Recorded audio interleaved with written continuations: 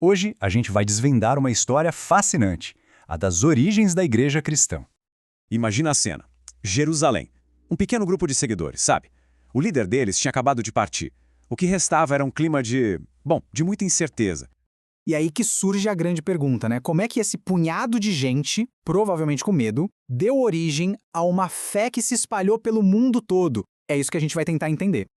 Para a gente entender essa jornada, nosso roteiro vai ser este. Vamos passar por um começo bem improvável, um crescimento movido a fogo, uma comunidade radicalmente nova, as ameaças que surgiram, como eles se organizaram e, por fim, o legado que deixaram. Então, vamos lá, começando pelo começo e descobrindo como esse movimento realmente pegou fogo. O ponto de virada foi um evento chamado Pentecostes. Pensa assim, 10 dias depois da ascensão, aqueles discípulos que estavam quietinhos relatam uma experiência que os encheu do Espírito Santo. E, de repente, aquele grupo silencioso se transforma em testemunhas superativas, cheios de energia. Ok, o movimento começou. Mas e aí? Como ele cresceu? É fascinante ver como ele começou a se espalhar. E olha que curioso, no começo a missão era focada só nos judeus. Mas aí veio a perseguição, e por mais estranho que pareça, foi justamente essa perseguição que funcionou como um motor, sabe? Ela empurrou a mensagem para muito além das fronteiras, tanto geográficas quanto culturais.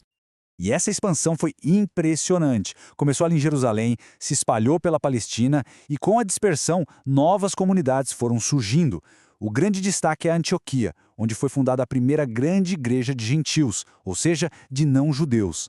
Antioquia se tornou um centro missionário super importante, um novo polo de crescimento. Certo, a fé estava se espalhando. Mas por quê? O que tinha de tão especial nessas novas comunidades que atraía tanta gente? Bom, a estrutura social era diferente de tudo. A gente está falando de um mundo com uma desigualdade social gigante. E, nesse cenário, a igreja era formada, na sua maioria, por gente pobre, por escravizados. E os valores que eles viviam no dia a dia eram um contraste enorme com o resto da sociedade. Coisas como amor fraterno, pureza moral, contentamento, um cuidado real com órfãos, viúvas, os mais desamparados. E, claro, uma forte esperança no que acreditavam ser o retorno iminente do Senhor. Isso, com certeza, chamava muita atenção. E talvez o ponto mais radical fosse este. Lá dentro, as hierarquias sociais simplesmente desapareciam. Escravos e seus senhores eram nivelados, tratados como iguais. Pensa no impacto disso naquela época. Era algo absolutamente revolucionário.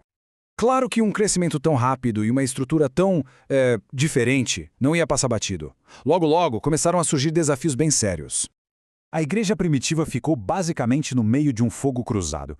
De fora vinha a perseguição física das autoridades judaicas e do próprio Estado romano. A gente conhece as histórias de Nero, por exemplo. Mas de dentro vinha outro tipo de ameaça, as heresias, que criavam uma baita confusão doutrinária e ameaçavam a essência da fé.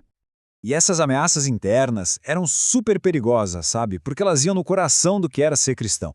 Tinha um debate sobre seguir ou não a lei judaica, o tal do gnosticismo que misturava ideias pagãs. Tudo isso forçou os líderes a sentar e definir, afinal, no que a gente acredita. A clareza da doutrina se tornou uma necessidade. A pergunta que fica é, com tanta ameaça, por fora e por dentro, como é que esse movimento continuou unido, coeso, sem ter um quartel-general, uma liderança centralizada? A chave foi a estrutura deles, simples e descentralizada. As igrejas eram independentes. Cada congregação local se autogovernava. Eles não tinham templos, então se reuniam nas casas das pessoas. As crenças eram focadas no essencial, em Cristo, sem credos superformais ainda. E a liderança era compartilhada. Essa flexibilidade foi o que permitiu que eles não só sobrevivessem, mas crescessem. E essa liderança compartilhada funcionava de duas formas. Tinha os líderes itinerantes, apóstolos, profetas, mestres, que viajavam pregando e ensinando, mantendo a doutrina alinhada. E tinha os líderes locais, os anciãos, os diáconos, que cuidavam do dia a dia da igreja, da administração, da caridade, do pastoreio daquela comunidade específica. Beleza, passou um século de tudo isso. Crescimento, perseguição, organização. Qual foi o resultado? Qual o legado que ficou? Lembra daquele pequeno grupo em Jerusalém? Pois é. Em 100 anos, aquilo se transformou numa rede imensa de comunidades cristãs superativas espalhadas por toda a Ásia Menor, Síria, Grécia, Roma, até Alexandria, uma transformação gigantesca. Essa base, tudo isso que foi construído nesse primeiro século, é o que a fonte chama de DNA espiritual da igreja. É como se fosse o código fundamental, sabe? Os princípios da vida em comunidade, as crenças centrais, a resiliência, tudo isso formou a identidade do cristianismo dali para frente. Então, quando a gente olha para essas origens, a gente consegue entender melhor o que está no coração de uma das maiores religiões do mundo. E isso nos deixa com uma reflexão final, né? O que será que podemos aprender hoje com esse DNA espiritual, com a resiliência e a fé desses primeiros cristãos?